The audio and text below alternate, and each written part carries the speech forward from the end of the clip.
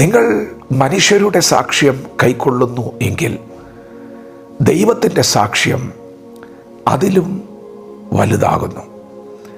ദൈവത്തിൻ്റെ മാറ്റമില്ലാത്ത വചനം ശ്രദ്ധിക്കുന്ന പ്രിയപ്പെട്ടവരെ, ദൈവം തൻ്റെ സാക്ഷ്യത്തെ പ്രസ്താവിക്കുകയാണ്. മനുഷ്യരുടെ സാക്ഷ്യത്തെക്കാളും വലിയ സാക്ഷ്യം. നാം എല്ലാവരും സാക്ഷ്യം പറയുന്നവരാണ്. നമ്മുടെ ജീവിതത്തിലെ നല്ല അനുഭവങ്ങളെ മറ്റുള്ളവരുടെ അനുഗ്രഹത്തിന് വേണ്ടി, മറ്റുള്ളവരുടെ ആത്മീയ വളർച്ചയ്ക്ക് വേണ്ടി പങ്കുവയ്ക്കുന്നവരാണ്. എന്നാൽ ഇവിടെ ഇതാ, മനുഷ്യരുടെ സാക്ഷ്യത്തെക്കാളും വലിയ സാക്ഷ്യം. നമ്മുടെ ജീവിതത്തിൽ ദൈവം നമുക്ക് നൽകുന്ന അനുഭവങ്ങൾ വിലപ്പെട്ടതാണ്. അത് വ്യക്തിപരമാണ്, അത് പങ്കുവയ്ക്കാനുള്ളതാണ്. ഞാൻ ചെറുപ്പം മുതൽ വിക്കനായ ഒരു മനുഷ്യനായിരുന്നു. ഇന്ന് ഞാൻ തടസ്സമില്ലാതെ സംസാരിക്കുന്നുണ്ടെങ്കിൽ അത് യേശുവിൻ്റെ വചനത്തിൻ്റെ ശക്തിയാണ്.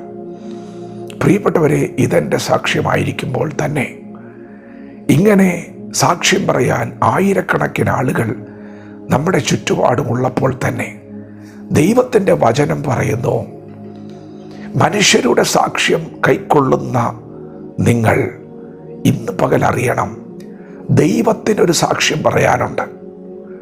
അത് നമ്മുടെ സാക്ഷ്യത്തെക്കാളൊക്കെ വലുതാണ്. ദൈവം പറഞ്ഞു തുടങ്ങുകയാണ്. ദൈവം പറയുന്നത് തൻ്റെ ഏകജാതനായ പുത്രനായ യേശുവിനെ കുറിച്ചിട്ടാണ്. ദൈവത്തിൻ്റെ സാക്ഷ്യം തൻ്റെ മകനെ കുറിച്ചിട്ടാണ്. എന്താണ് ദൈവം പറയുന്നതെന്നറിയാമോ? തൻ്റെ മകൻ്റെ അകത്ത് ജീവനുണ്ട്. ദൈവം പറയുന്നു, തൻ്റെ മകൻ്റെ അകത്ത് ജീവനുണ്ട്. പ്രിയപ്പെട്ടവരെ, തിരുവെഴുത്ത് വളരെ വ്യക്തമായി സംസാരിക്കുന്നു. അവനിൽ ജീവനുണ്ടായിരുന്നു, ആ ജീവൻ മനുഷ്യരുടെ വെളിച്ചമായിരുന്നു. അതെ, പുത്രൻ്റെ അകത്ത് ജീവനുണ്ട്. ജീവൻ എന്ന് പറഞ്ഞാൽ, അതേ, ദൈവം വീണ്ടും പറഞ്ഞു തുടങ്ങുകയാണ്, പുത്രൻ്റെ അകത്ത് ജീവനുണ്ട്. എന്നാൽ ദൈവം ആ സാക്ഷ്യം പുത്രനിൽ ജീവനുണ്ട് എന്ന് പറഞ്ഞ് അവസാനിപ്പിക്കുകയല്ല. ദൈവം വീണ്ടും തുടരുകയാണ്. ദൈവപുത്രനായ യേശുക്രിസ്തുവിൽ ജീവനുള്ളപ്പോൾ തന്നെ അവനിൽ വിശ്വസിക്കുന്നവൻ്റെ ഉള്ളിലും ആ സാക്ഷ്യമുണ്ട്. പുത്രൻ്റെ അകത്ത് ജീവനുണ്ടെങ്കിൽ വിശ്വസിക്കുന്നവൻ്റെ അകത്തും ജീവനുണ്ട്. പുത്രനെ കുറിച്ച് സാക്ഷ്യം പറയുന്ന ദൈവം അവനിൽ വിശ്വസിക്കുന്നവരായ നമ്മെ ഓരോരുത്തരെയും കുറിച്ചും സാക്ഷ്യം പറയുകയാണ്. പുത്രൻ്റെ അകത്തുള്ള ജീവൻ വിശ്വസിക്കുന്ന നിങ്ങളുടെ അകത്തുമുണ്ട്. ഏതാണ് ആ ജീവൻ? ദൈവം തുടരുകയാണ്.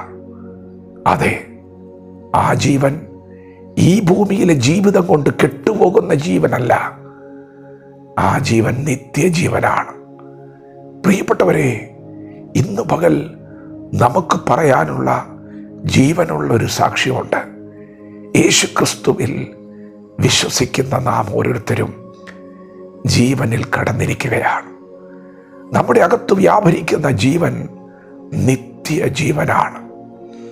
ഈ ഭൂമിയിലെ ശരീരത്തിൽ ദൈവം നൽകിയ ഏതെങ്കിലും ഒരു വിടുതലല്ല ഇന്ന് പകൽ നിങ്ങൾ കേൾക്കുന്ന സന്ദേശം. ഇത് നിങ്ങളുടെ ആത്മാവിൽ ദൈവം പകർന്ന ജീവനാണ്. ഇത് നിത്യജീവനാണ്.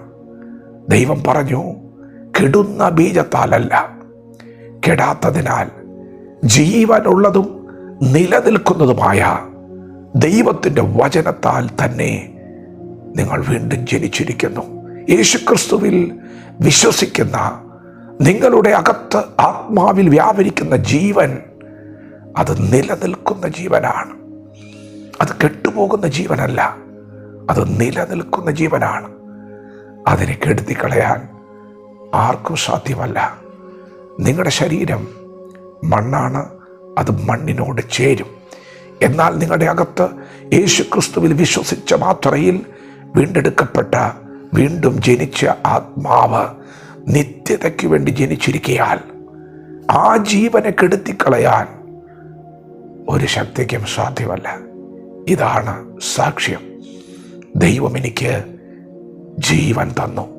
എൻ്റെ അകത്ത് ജീവനുണ്ട്. ഞാൻ ക്രിസ്തുവിൽ വിശ്വസിക്കുന്നവനാണ്. അതെ, എൻ്റെ അകത്തും ജീവൻ്റെ വ്യാപാരമുണ്ട്. യേശുക്രിസ്തുവിൽ വിശ്വസിക്കുന്ന ഏവർക്കും നിത്യജീവനുണ്ട്. വചനത്തോട് പ്രതികരിക്കാം. ദൈവം നമ്മെ ഓരോരുത്തരെയും ഈ പകൽ അനുഗ്രഹിക്കുമാറാകട്ടെ. ആമേൻ.